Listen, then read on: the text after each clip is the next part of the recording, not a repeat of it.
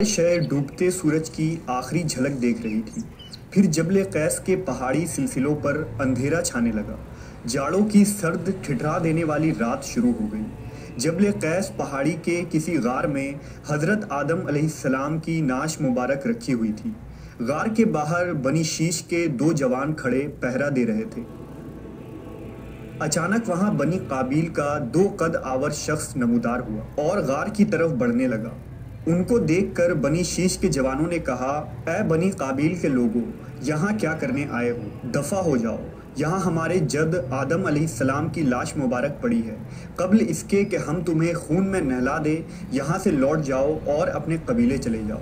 हमें यहाँ पहरा देने दो जिस पर हमारे बाप के दादा हज़रत शीस ने मुकर्रर किया है। बनी काबिल के उन जवानों ने उन्हें लड़ने के लिए ललकारा और ये लोग आपस में लड़ने लगे। इंसानियत के बाप हज़रत आदम अलैहिस्सलाम की वफ़ात के बाद आपकी औलादें इस तरह क्यों लड़ रही थी?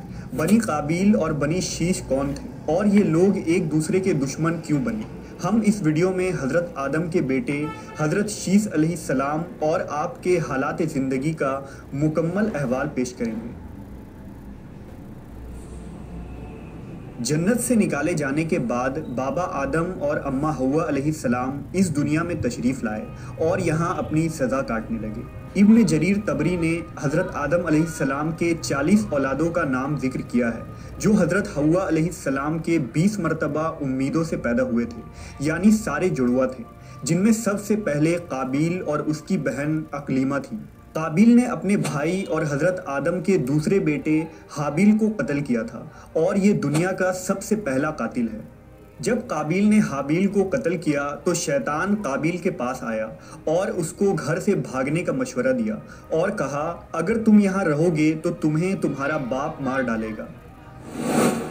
लिहाजा काबिल अपनी बीवी को लेकर अदन चला गया और वहाँ के पहाड़ियों में जा बसा।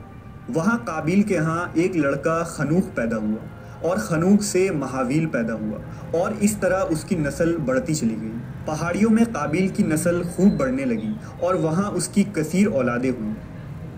काबिल और उसकी औलादों ने ही सबसे पहले आतिश परस्ती यानी आग की पूजा और फिर बुत परस्ती की आगाज़ किया। इधर हाबिल की शहादत के बाद हज़रत आदम अलैहिस्सलाम बहुत गमगीन रहते और उन्हें अपने फर्माबरदार बेटे को खोने का बहुत दुख था। लिहाजा हज़रत आदम ने अल्लाह से दुआ फरमाई, ऐ अल्लाह, मुझे ऐसी पाक औलाद अता फरमा जो दीन को फैलाने में मेरी मदद करे और मेरे बाद तेरे नाम और तेरे पैगाम को दुनिया में फैलाए। मुझे नेक और सालेह जानशीन अता फरमा। अल्लाह ताला ने हज़रत आदम की दुआ कबूल फरमाई और कुछ अरसे में ही शीस अलैहिस्सलाम की पैदाइश हुई।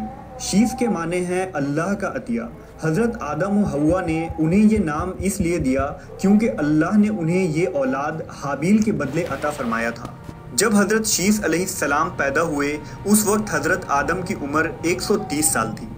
हज़रत शीस अलैहिस्सलाम अल्लाह के दूसरे पैगंबर थे। अल्लाह ने इस दुनिया में 100 सहीफ़े नादिल फरमाए और 4 किताबें नादिल फरमाई, जिनमें 50 सहीफ़े सिर्फ हज़रत शीस अलैहिस्सलाम पर नादिल हुई थी। उन सहीफ़ों में वो उसूल, कवानीन और ज़ाब्ते थे जिनसे इंसानियत और ज़िंदगी मुनज़्ज़म होती है। हज़रत शीस अलैहिस्सलाम एक नर्म मिजाज, खुश इखलाक और खुश शक्ल इंसान थे। शुरू से ही हज़रत आदम ने हज़रत शीस की तालीम और तरबियत पर बहुत तवज्जो दी। आपने हज़रत शीस को जन्नत के अहवाल बताए, अच्छे और बुरे की पहचान करवाई। जैसे जैसे हज़रत शीस जवान होते गए, हज़रत आदम की तालीम और तरबियत रंग लाती रही। हज़रत आदम ने आपको दावत व तबलीग के तरीके सिखाए, दिन रात की घड़ियों की पहचान करवाई, उन औकात में की जाने वाली इबादतों की तालीम दी और तूफ़ान नूह के बारे में भी आगाह किया। हज़रत आदम को अपने इस लायक बेटे से बहुत उम्मीद थी क्योंकि आपका एक बेटा शहीद हो गया था। एक बेटा शैतान का पैरोकार बनकर कुफ्र के रास्ते पर चल पड़ा था। लिहाजा अब अल्लाह के दीन को आगे फैलाने और शैतान से मुकाबला के लिए सिर्फ हज़रत शीस अलैहिस्सलाम ही थे। जब हज़रत शीस अलैहिस्सलाम जवान हुए तो आपने अपने भाई बहनों में एक नेक सीरत औरत जिसका नाम मखाइला था निकाह कर लिया। बाज़ रिवायतों में उस खातून का नाम गुरूरा भी लिखा गया है। हज़रत आदम और शीस अलैहिस्सलाम पहाड़ों के करीब एक बस्ती में रह रहे थे, जबकि काबिल उनसे बहुत दूर जा बसा था। इस तरह हज़रत आदम का काबिल से राब्ता बिल्कुल ख़त्म हो गया था। قابیل اور اس کی اولادوں کے یہاں فحاشی اور عریانی اپنے عروج پر تھی اور یہ فسادی لوگ شرک و بت پرستی میں مبتلا تھے۔ حضرت آدم علیہ السلام نے 960 سال کی عمر پائی۔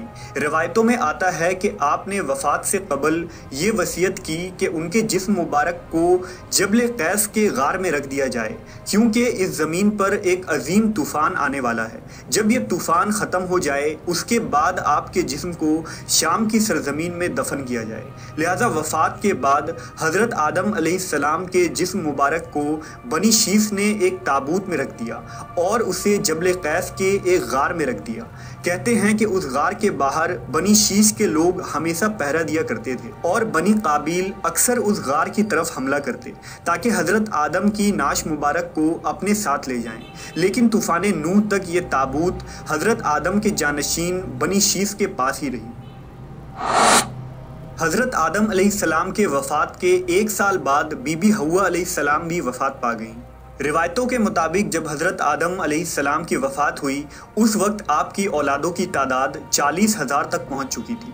آپ کے وفات کے بعد بنی آدم کے نگہبان اور حضرت آدم کے جانشین حضرت شیث علیہ السلام بنے۔ حضرت شیث پوری عمر اپنی آل و اولاد کی تربیت میں لگے رہے اور انہیں بنی قابیل کی طرف جانے سے منع فرمایا کیونکہ وہ لوگ گناہ و فساد میں مبتلا تھے۔ دوسری طرف پہاڑیوں میں قابیل کی نسل بہت بڑھ چکی تھی۔ بنیادی طور پر انسان 2 گروہ میں بڑھ گئے تھے۔ ایک طرف بنی قابیل یعنی قابیل کی اولاد تھی جو شیطان کے پیروکار تھے اور پہاڑیوں میں رہا کرتے تھے، اور دوسری طرف بنی شیث یعنی حضرت شیث علیہ السلام کی اولادیں تھیں جو زمین پر رہا کرتی اور کھیتی باڑی کیا کرتے تھے۔ بنی شیث حضرت آدم کے تعلیمات پر عمل پیرا تھے اور شرک و بت پرستی سے دور تھے۔ وقت گزرتا رہا، اولاد آدم پروان چڑھتی رہی، نئی نئی بستیاں اور زندگی گزارنے کے نت نئی نئی چیزیں ایجاد ہونے لگی۔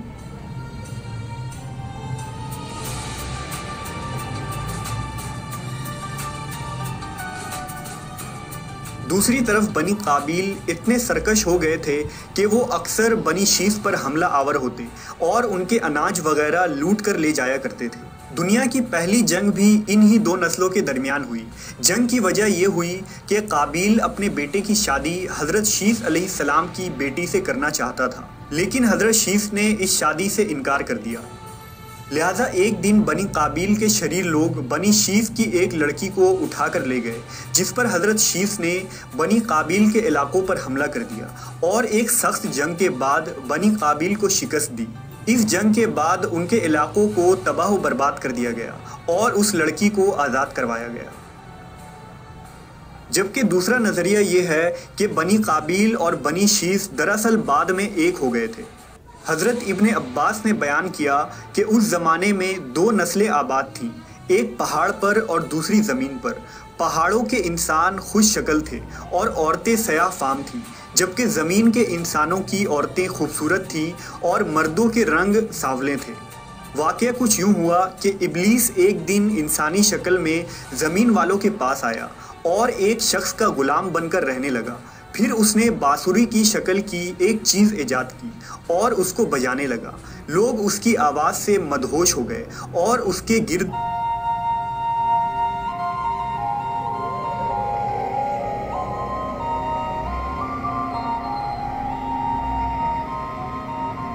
پھر ایک دن میلے کا مقرر ہو گیا جس میں مرد عورتیں جمع ہونے لگے۔ اس میلے میں عورتیں خوب سج دھج کر نکلتی اور میلے کی خبر دور دور تک پہنچ گئی۔ لہٰذا ایک دن بنی قابیل کا ایک شخص اس میلے میں آ گیا۔ جب اس نے بنی شیث کی عورتوں کی خوبصورتی اور حسن کو دیکھا تو اس کے دل میں شر پیدا ہوا۔ اس نے واپس جا کر پہاڑ میں رہنے والے بنی قابیل کو بنی شیث کی عورتوں کے حسن و جمال کے بارے میں بتایا۔ لہٰذا وہاں کے لوگ میدانی علاقے میں آنے لگے۔ بنی قابیل ان بستیوں میں آئے اور ان لڑکیوں کے ساتھ بدکاری میں پڑ گئے۔ انہوں نے آپس میں شادیاں بھی کی، جس سے بنی قابیل اور بنی شیث آپس میں خلط ملط ہو گئے۔ روایتوں میں آتا ہے کہ حضرت شیث کی 33 اولاد انوش کے یہاں قینان پیدا ہوئے، جن کی نسل سے حضرت ادریس علیہ السلام تھے، جنہیں نبوت سے سرفراز کیا گیا۔ حضرت ادریس کی نسل سے حضرت نوح علیہ السلام پیدا ہوئے، جن کے زمانے میں طوفان آیا۔ اس طوفان کے بعد نوح علیہ السلام کے 3 بیٹے باقی رہے، سام، حام اور یافس۔ حضرت نوح نے زمین کے 3 حصے کیے اور اپنے بیٹوں میں تقسیم کر دیے۔ حام کو افریقہ کا وسط اور شمالی حصہ دیا گیا، سام کو وسط ایشیا اور عرب کا حصہ ملا، اور یافس کو روم اور مغربی علاقوں کے ملک دیے گئے۔ لہٰذا آج عرب اور وسط ایشیا کے لوگ سام کی اولادیں ہیں، افریقہ کے باشندے حام کی اولادیں ہیں، اور مغربی ممالک اور یورپ کے لوگ یافس کی اولادیں ہیں۔ آج بنی قابیل اور بنی شیث آپس میں مل چکے ہیں اور یہ کبھی علیحدہ نہیں کیے جا سکتے، مگر یہ کہ ہم اپنے باپ حضرت آدم کی وصیتوں اور نصیحتوں پر عمل پیرا ہو کر بنی شیث کے راستے پر چل کر ہی فلاح پا سکتے ہیں۔ بنی قابیل اور بنی شیث کی یہ تاریخی جنگ صرف ایک خاص زمانے تک نہ رہی، بلکہ آج بھی یہ جنگ جاری ہے اور تا قیامت جاری رہے گی۔ اس جنگ میں فتح یاب وہی ہوگا جو اپنے جد اعلیٰ کی روایتوں اور تعلیمات پر قائم رہے گا۔